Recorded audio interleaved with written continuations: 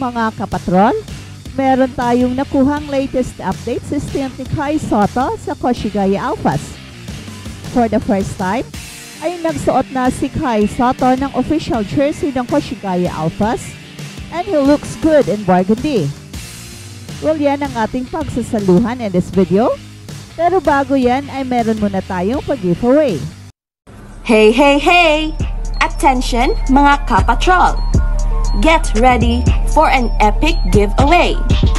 Once Express Info hits 150k subscribers, one lucky winner will win the incredible Oppo Reno 11F 5G smartphone.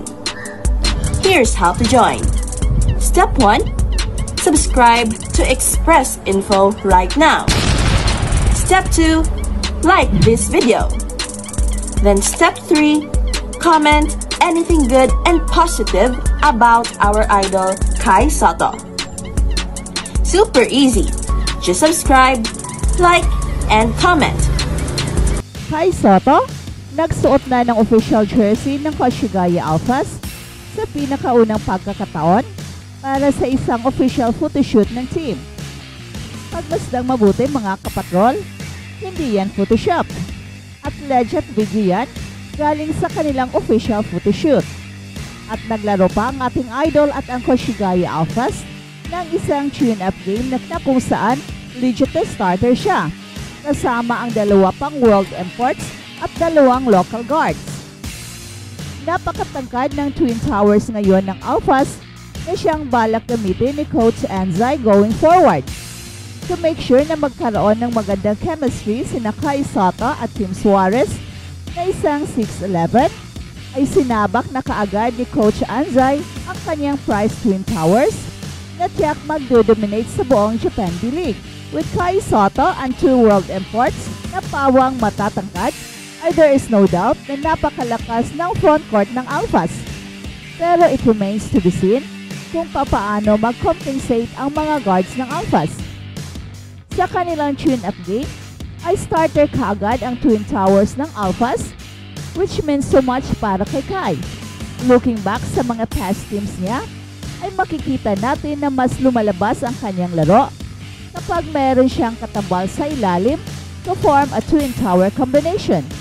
Nangyari ito simula pa nung nasa Batang Gilas pa si Kai, na kung saan he played with Eiji Edo and the result was dominating. Nakaabot pa sila ng FIBA World Cup Youth na kung saan maganda ang kanilang pinakita. Ang problema lang ay nagka-injury itong si Eiji Edo.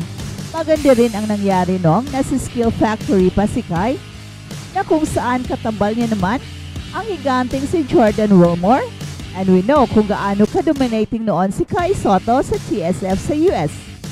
At sino ba ang makakalimot sa tambalang Kai Sotto at Chinmar Fajardo sa FIBA Olympic Qualifying Tournament, na kung saan dinomina ni Kai ang mga big men ng Latvia at tinambakan pa nila ito. Well, sayang lang at nagka-injury si Kai sa second game versus Georgia, in a game na kayang may panalo ng Gilas at tayo sana ang nakapasok sa Olympics. So in other words, siguradong alam ito ng Koshigaya Alphas that in order for Kai to be successful, ay kailangan niya ng katambal sa ilalim upang makapag-concentrate si Kai sa ibang facet ng kanyang laro. At balitang NBA naman, Los Angeles Lakers, itinuturing na ideal na destinasyon para sa free agent na may connection kay LeBron James. Ang Los Angeles Lakers ay malapit nang mag-umpisa sa kanilang training camp na may halos parehong roster na nagwagi ng 47 games noong 2023-24 season. Ang koponan ay naging paksa sa maraming debate hanggang sa pagiging legitimate ng kanilang aspiration for championship. Lalo na't sila ay natalo sa unang round noong 2024 NBA playoffs. Gayunpaman, ang core ng team ay matibay kapag malusog at posibleng isang huling hakbang sa off-season ang makapagbigay ng Los Angeles Lakers ng tunay na contender status. And in an optimistic view, ang Lakers ay nakarating sa conference finals kamakailan noong 2022-23. With this in mind, it stands to reason that the impact of injuries Unquestionable coaching decisions has left the door open for drastic improvement under different circumstances. And one writer seems to have identified the missing piece to complete the puzzle. At sa isang article published by Dan Favale ng Bleacher Report, the Los Angeles Lakers were identified as the ideal landing spot for free agent forward C.D. Osman. Remove the marquee names from that list and you're still looking at a couple of useful NBA players. C.D. Osman is worth a rooster spot for rotations in need of shot making from the wing positions. Enter the Los Angeles Lakers. It is interesting thought to consider, especially at the low risk cost of a minimum contract. Si C.D. Osman ay isang potensyal na punan ang kakulangan ng Los Angeles Lakers. Isa sa mga pinakakawili-wiling aspeto ng posibleng pagpasok ni C.D. Osman ay ang kanyang kasaysayan kasama ang Los Angeles Lakers superstar na si LeBron James. Naglaro siya kasama ang 4 na beses na NBA MVP noong 2017-18 sa Cleveland Cavaliers, kahit na sa isang limitadong papel bilang bench player noon sa kanyang rookie season.